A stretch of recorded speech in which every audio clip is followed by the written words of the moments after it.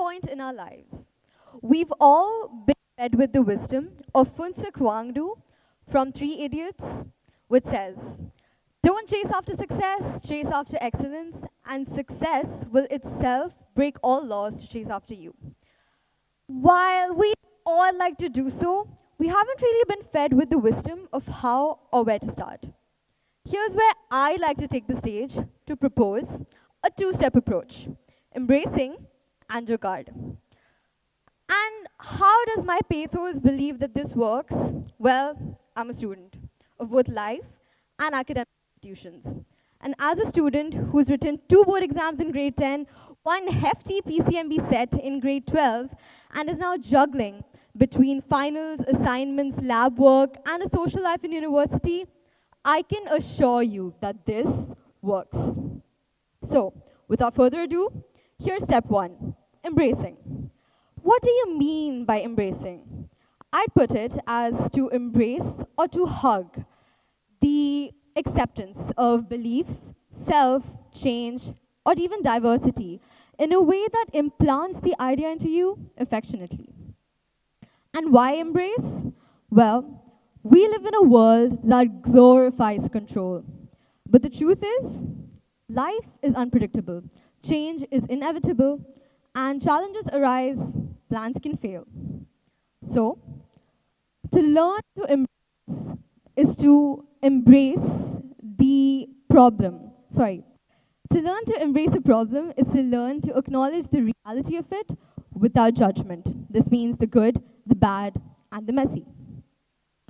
In fact, reputed psychoneurological studies have proven that, like hugging, a physical act of embracement, mental acts of embracements like acceptance or letting go also release oxytocin, dopamine, and serotonin, but in a lower, more stable intensity, which lays the foundation for the long run. And this, in fact, leads you to this nirvana-like flow state, which sets you up for the next step. In presenting step number 2, jugaad. Jugaad. Prior to my enlightenment, I had thought of this stigmatized term as a cheapskate knockoff for having a miserable attitude, to make it short. However, when I did see or witness the people in the streets of Hyderabad make their daily ends meet using jugaad, was when I realized the sheer privilege embedded in my initial judgment. And then I learned to embrace it instead. The beauty of classic jugaad culture: turning empty cookie boxes into sewing kits, making lassi in clean washing machines, gluing together bits of old furniture, and even the infamous birth of butter chicken.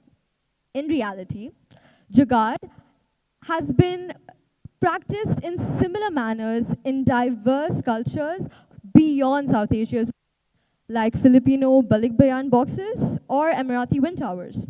Today, jugaad is recycled into sustainable culture at global enterprises as well, such as refilling makeup at Sephora or selling old furniture at IKEA.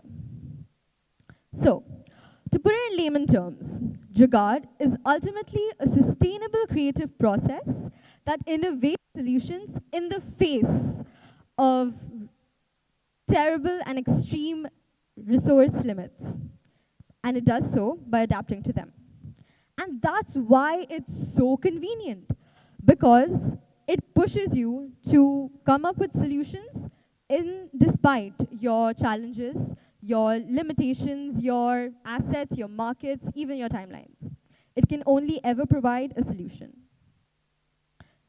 To put it in retrospect, just like a black dot on a white canvas, embracing too is the starter dot, and jugaad is the masterpiece painted from it. So, if I were to say this metaphorically, jugaad is sparked when trials are embraced hand in hand. While the result may not be something that's particularly in our favor, it can be an imperfect one. It's not something that we want, but it is something that we need.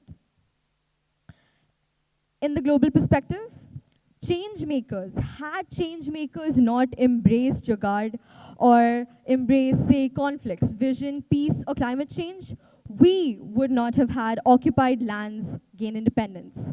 Equal adults would not have had the right to vote, and SDGs would not have been established for our future. So embrace your problems, embrace your people, and embrace your wins. With all that said, here's my food for thought for you. What if we, as a society, aspire to contribute further to the communities, especially the underprivileged ones, the ones that bear the harshest brunt of today's ever-evolving world, by embracing compassion and the willingness to innovate solutions for them.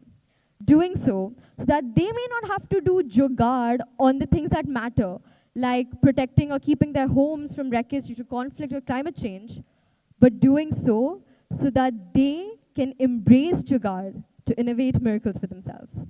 Thank you, everyone. I'm Rida Zahid, and that's me signing off.